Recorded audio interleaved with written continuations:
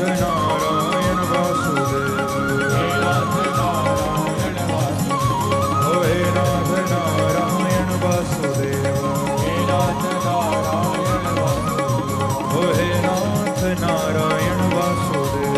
हे नाथ नारायण वासुदेव। बोलो श्री वृंदावन बिहारी लाल की जय जय श्री राधे। तो इस कीर्तन को गाते हुए भक्ति अपने पुत्रों के साथ ज्ञान और वैराग्य के साथ हरिद्वार पहुंच गई।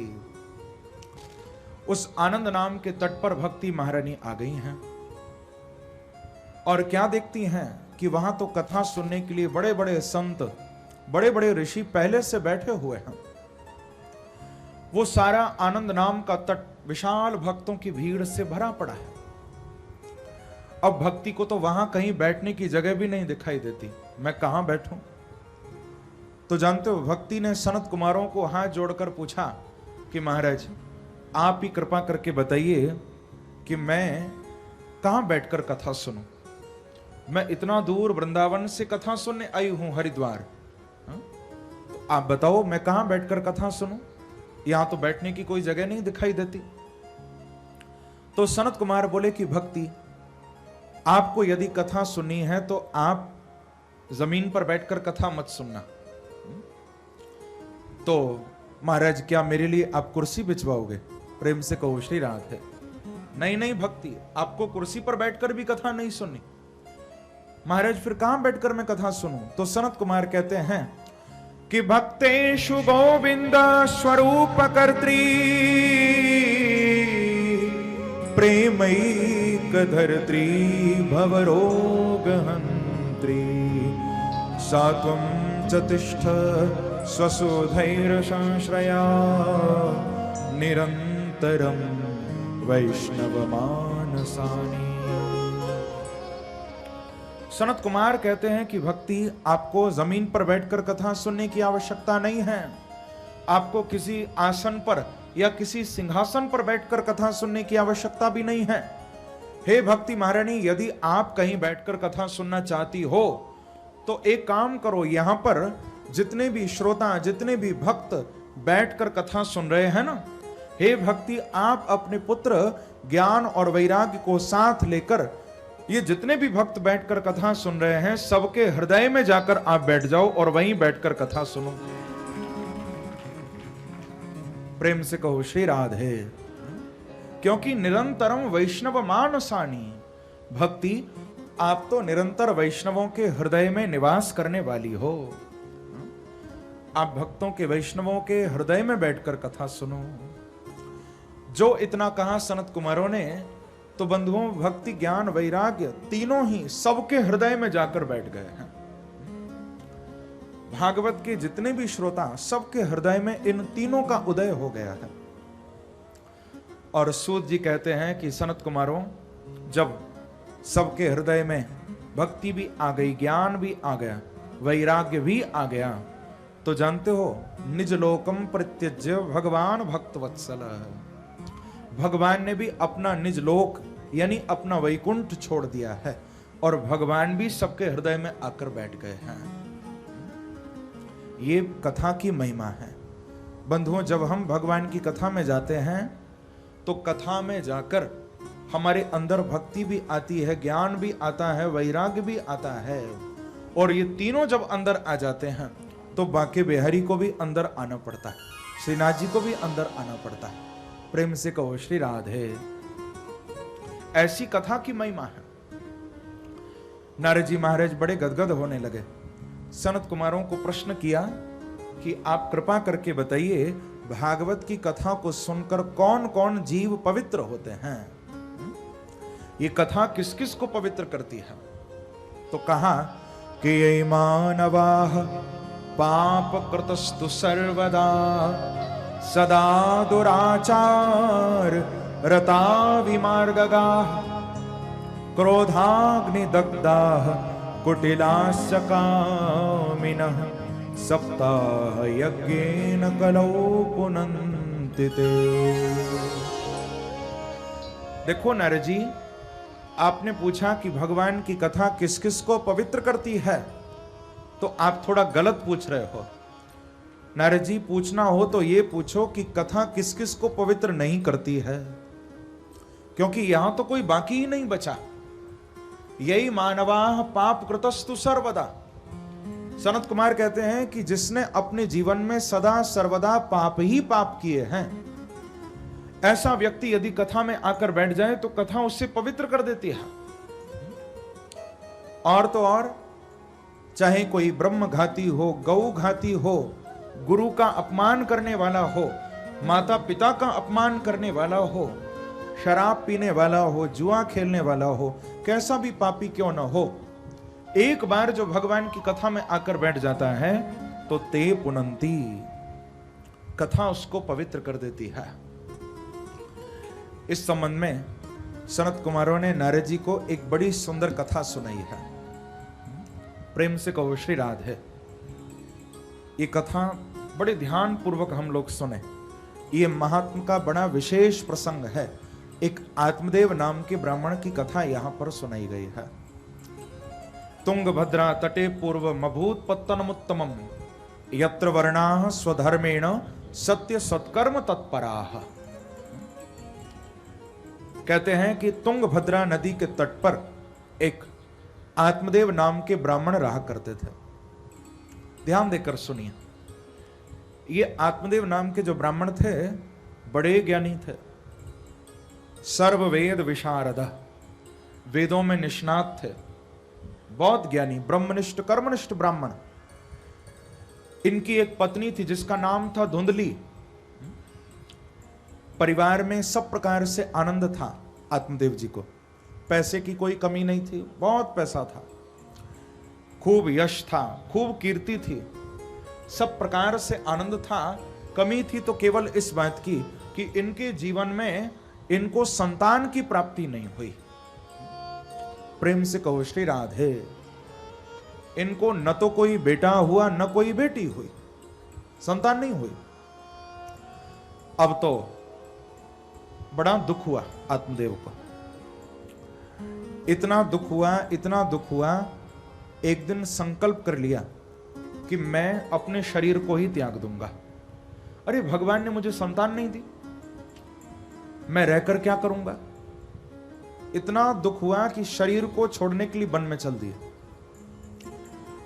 जब रोते हुए जा रहे थे, एक संत वन में बैठे हुए मिले।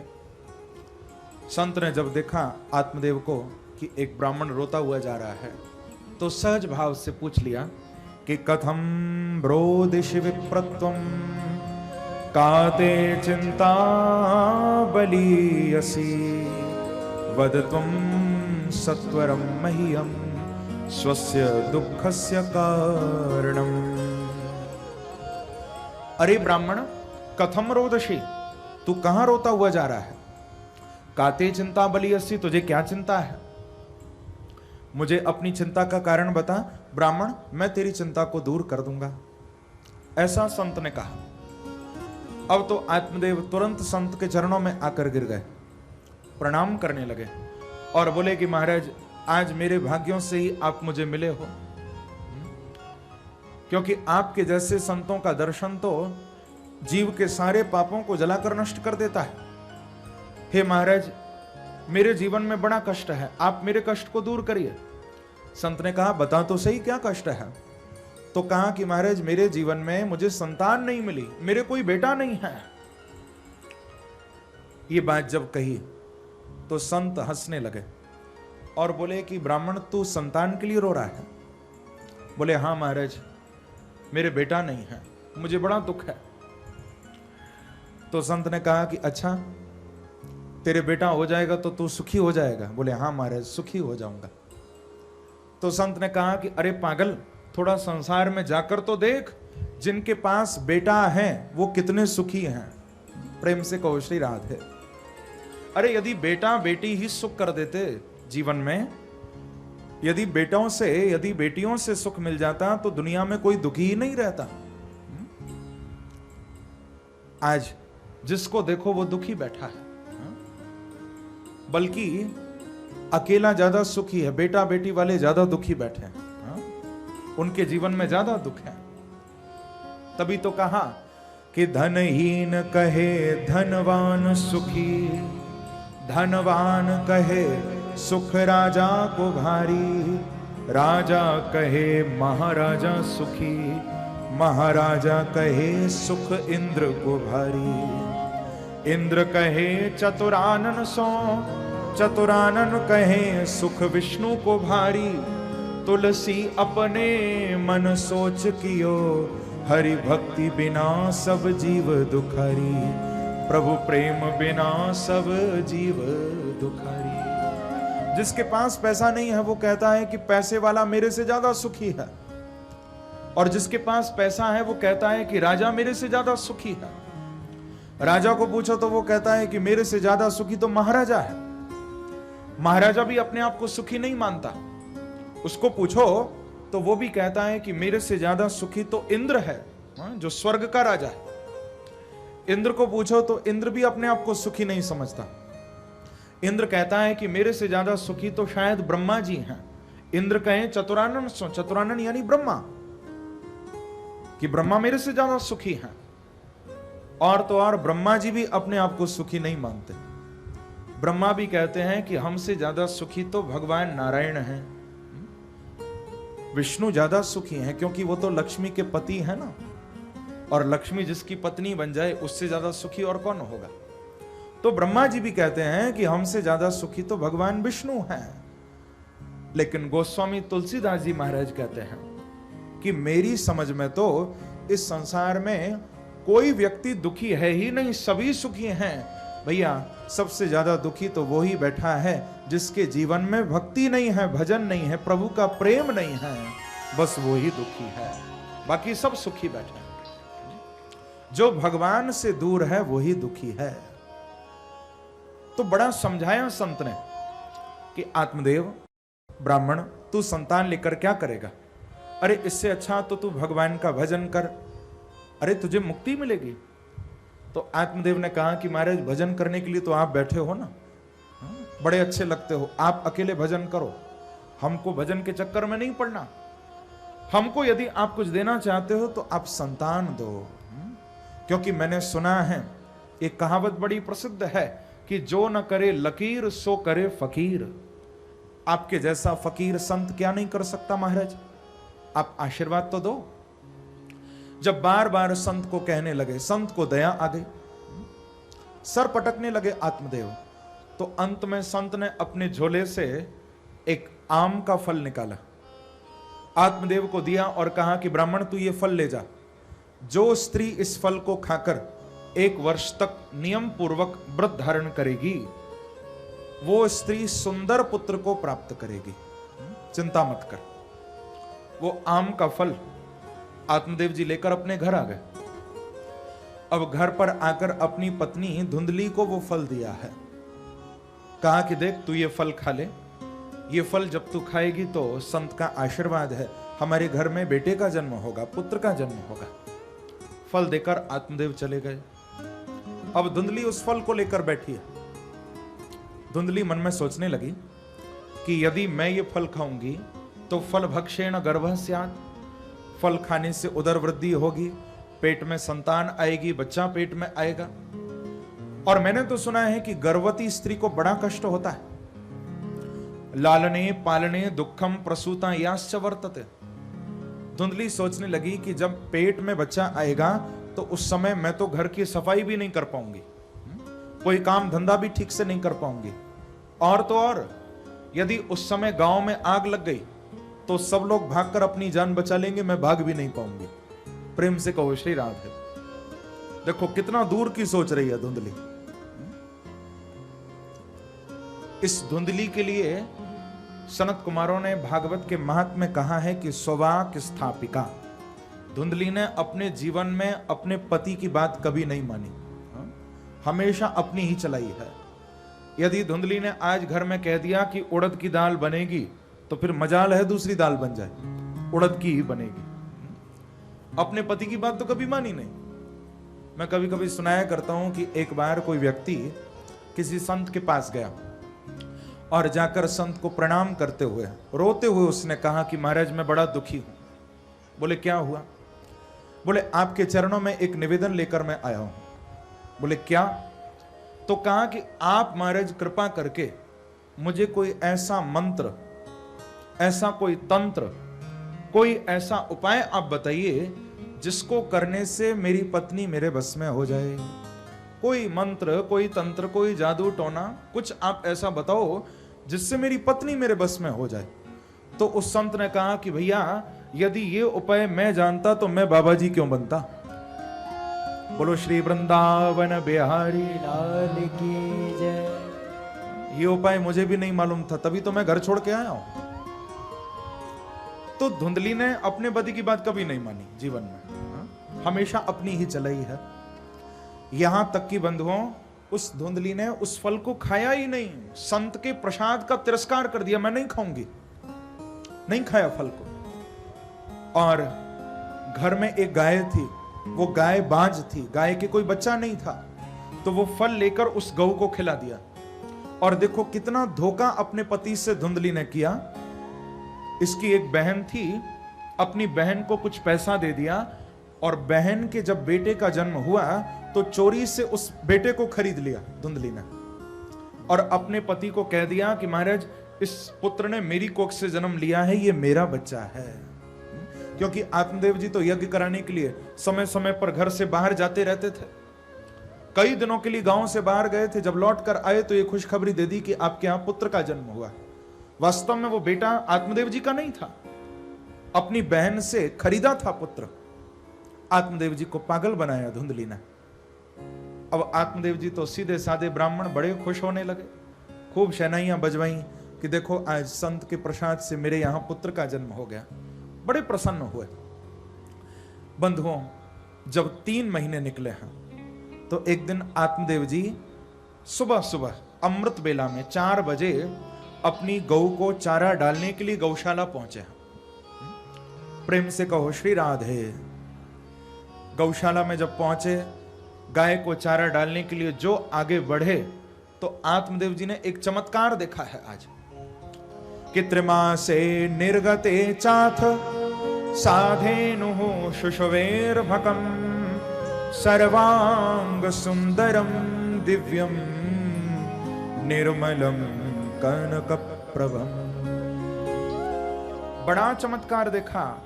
जैसे ही गौशाला में गऊ को चारा डालने के लिए आए तो क्या देखते हैं कि गाय के पास एक मानव बालक पड़ा हुआ है, और उस बालक के कान तो गाय के जैसे हैं लेकिन उसका सारा शरीर मानवों के जैसा है। ऐसे परम संत, परम वैष्णव श्री गौकर्ण जी महाराज प्रकट हो गए हैं। बोलो गौकर्ण जी महाराज की जय। लेकिन मेरा बेटा तो इससे 3 महीने बड़ा है, अभी तक उसका कोई नाम नहीं रखा गया, तो मैं भी अपने पुत्र का नाम रखूंगी। अब धुंधली ने ब्राह्मणों को बुलाया है, बड़े बड़े ब्राह्मण आए, क्योंकि देखो नामकरण संस्कार भी बड़ा अद्भुत संस्कार है। जब घर में बच्चे का जन्म हो तो बहुत सोच समझकर हमको नामकरण कराना चाहिए। शास्त्र में लिखा है कि जातस्य पुत्रस्य 10वीं नाम कुर्यात्, बालक के जन्म के 10वें दिन उसका नामकरण करवाना चाहिए। और नामकरण भी अपने आप नहीं, किसी संत के द्वारा, किसी ब्राह्मण के द्वारा उस बच्चे की जन्म राशि पर, जन्म नक्षत्र पर विचार करते हुए हमको बच्चे का नामकरण करवाना चाहिए। क्योंकि जैसा बालक का नाम होगा वैसे ही संस्कार उसमें जरूर आएंगे। सोच समझकर बच्चों का नाम रखो। तो अब धुंधली ने ब्राह्मणों को बुलवाया, ब्राह्मण आए, खूब अच्छी तरह विचार किया, और ब्राह्मण बोले कि पिता का नाम है आत्मदेव, तो हम इस बच्चे का नाम आज से रखते हैं ज्ञानदेव। कितना अच्छा नाम रखा। पिता का नाम है आत्मदेव तो बच्चे का रखा ज्ञानदेव। अब धुंधली भी वहीं खड़ी थी। धुंधली ब्राह्मणों को बोली कि ब्राह्मणों, ये नाम आपने किस तरह से रखा? बोले देवी, हमने तो सुना है कि बच्चे का नाम पिता से मिलता जुलता होना चाहिए, तो पिता का नाम था आत्मदेव तो हमने रख दिया ज्ञानदेव। तो धुंधली बोली कि ब्राह्मणों एक बात बताओ, इस बच्चे को 9 महीना पेट में मैंने रखा है या इन्होंने रखा है? बोले देवी बेटा आपका है तो आपने ही रखा होगा। तो धुंधली ने कहा कि यदि नाम रखना है तो इनसे मिलाकर नहीं, मेरे से मिलाकर नाम रखो। कैसे रख दिया ज्ञानदेव, मेरे से मिलाकर कोई नाम रखो। तो ब्राह्मण बोले कि देवी हमको जो रखना था हमने रख दिया, अब आप अपनी इच्छा से कोई नाम रख लेना। ऐसा कहकर ब्राह्मण तो चले गए, लेकिन धुंधली ने ब्राह्मणों का बताया हुआ नाम नहीं रखा है। महात्म्य में लिखा हुआ है कि नाम मात्रा प्रतिष्ठितम। धुंधली ने अपनी बुद्धि से अपने बच्चे का नाम क्या रखा? खुद का नाम था धुंधली, तो बेटे का नाम रख दिया धुंधकारी। प्रेम से कहो श्री राधे। हाँ? अब आप स्वयं विचार करो, जब बच्चे का नाम ही धुंधकारी रख दिया तो फिर बच्चे में अच्छे संस्कार कहां से आएंगे? जब दोनों ही बड़े हुए, गौकर्ण जी महाराज और धुंधकारी, जब दोनों ही बड़े हुए हैं तो कहते हैं सनत कुमार कि गौकर्ण पंडितो ज्ञानी धुंधकारी महाखल। जब दोनों बड़े हुए तो बड़े होकर गौकर्ण जी तो परम ज्ञानी बने हैं, पंडित बने हैं, लेकिन धुंधकारी बड़ा होकर बहुत पापी बना। उल्टे हाथ से तो भोजन करता था, सारा दिन शराब पीना, सारा दिन जुआ खेलना, अनेक पाप कर्म इस धुंधकारी ने किए। यहां तक कि बंधुओं धीरे धीरे अपने पिता आत्मदेव का सारा पैसा भी ठिकाने लगा दिया। जो कुछ पिता ने जीवन भर कमाया था सब बर्बाद कर दिया धुंधकारी ने। और जानते हो, एक दिन अपने पिता को आकर गालियां देने लगा धुंधकारी और बोला कि पिताजी सारा पैसा कहां छुपा कर बैठे हो? अब तो घर में पैसा नहीं है, लाओ मुझे पैसा ला कर दो। पिता ने कहा कि बेटा सब तो तूने जुए में शराब में बर्बाद कर दिया, अब मैं कहां से लेकर आऊं? नहीं नहीं पिताजी, आप कहीं से भी लाकर मुझे रुपया दो, यदि आप नहीं दोगे तो आपको मैं घर में नहीं रखूंगा, निकाल दूंगा। ऐसा कहकर खूब गालियां देकर अपने पिता को चला गया। आज आत्मदेव जी बैठे बैठे रोने लगे और आज आत्मदेव को संत की बात भी याद आ रही है। आज सोच रहे हैं कि हाँ, उस दिन संत ने मेरे से कहा था कि ब्राह्मण तू भजन कर, तू संतान के चक्कर में मत पड़। यदि उस दिन संत की बात मैंने मान ली होती तो आज ये दिन देखने को न मिलता। सारा पैसा भी बर्बाद हो गया और बेटा भी मुझे गालियां दे रहा है। ऐसा बेटा किस काम का?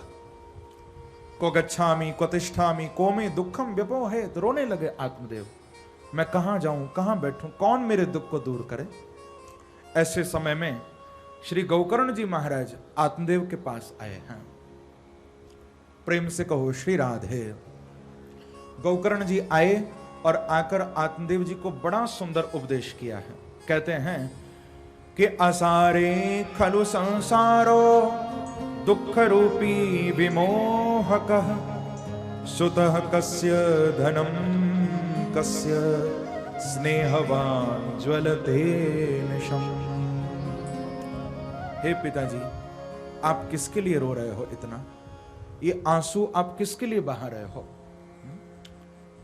पिताजी, यदि आप अपने बेटे धुंधकारी के लिए रो रहे हो तो रोना बेकार है। यदि आप पैसे के लिए रो रहे हो तो उसके लिए भी रोना बेकार है, क्योंकि संसार में न तो कोई किसी का बेटा है न किसी का रुपया पैसा है। कोई किसी का बेटा नहीं है यहां, कोई किसी का बाप नहीं है यहां। इस संसार में सब अपना अपना कर्म भोगने के लिए आए हैं बंधु। थोड़े दिन का खेल है सारा, किसके लिए रो रहे हो? आत्मदेव ने गौकर्ण को प्रणाम किया और कहा बेटा अब तू ही बता फिर मुझे क्या करना चाहिए, मैं करूं तो क्या करूं? ऐसा दुष्ट पुत्र मुझे मिला है, ये तो मुझे जीने भी नहीं देता, मरने भी नहीं देता, मैं क्या करूं बेटा? तो गौकर्ण जी ने भागवत के महात्म्य 2 श्लोकों में अपने पिता को बड़ा सुंदर उपदेश किया है बंधुओं। गौकर्ण जी कहते हैं कि देहे स्थिमान सरुदिरे भीमतिम त्यजत्वम जाया सुता दिशु सदा ममतां विमुञ्च पश्यानिशं जगदिदं क्षणभङ्गनिष्ठं वैराग्य राग रस को भव भक्ति निष्ठः। अपने पिता को बहुत सुंदर उपदेश कर रहे हैं। गोकर्ण जी कहते हैं कि पिताजी देखो, सबसे पहली बात तो यह है कि देहस्थिमान सरुधिरे विमतिम त्यजत्वम। आप इस शरीर से अब किसी प्रकार की आसक्ति मत रखिए। इस शरीर से जो आपकी आसक्ति है उसे आप छोड़ दीजिए, तोड़ दीजिए, क्योंकि ये शरीर फंसाने वाला है। पिताजी आप ऐसा चिंतन करिए अपने मन में कि हमको जाना है, हमको जाना है। हम लोग पापों की ओर कब बढ़ते हैं? जब हम सोच लेते हैं कि हमको हमेशा के लिए यहीं टिकना है, तभी तो व्यक्ति पापों की ओर बढ़ता है।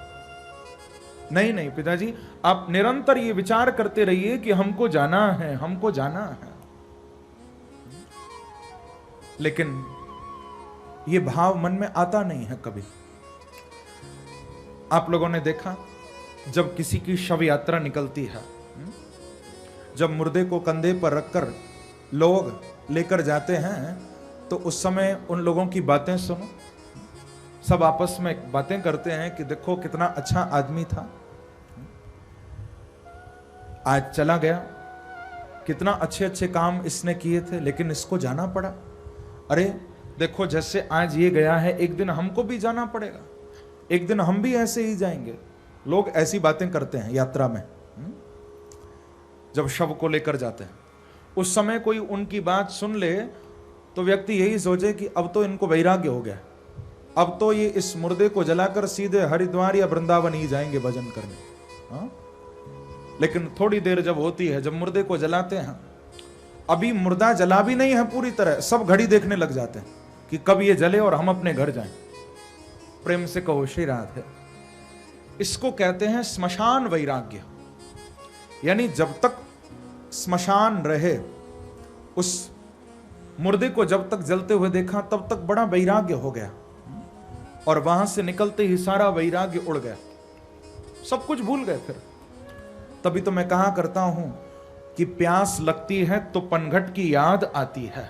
ध्यान देना, प्यास लगती है तो पनघट की याद आती है, शर्म आती है तो घूंघट की याद आती है। कितनी गमगीन कहानी है जिंदगानी की कि उम्र ढलती है तब मरघट की याद आती है। प्रेम से कहो श्री राधे। यही बात गोकर्ण जी कह रहे हैं कि पिताजी अब तो जीवन की शाम होने वाली है, यदि अभी भी आप नहीं सुधरे, यदि इसी मोह में आप पड़े रहे तो आपका कल्याण नहीं होगा। पिताजी अब आप भजन करने के लिए आगे बढ़िए, आप भगवान के भजन की ओर आगे आइए।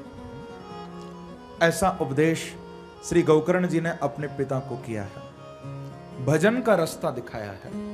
आप सत्संग की ओर आइए, आप भजन की ओर आगे आइए। प्रेम से कहो श्री राधे। क्योंकि बंधुओं, व्यक्ति जितना सत्संग की ओर आगे बढ़ेगा उतना ही भगवान से जुड़ेगा।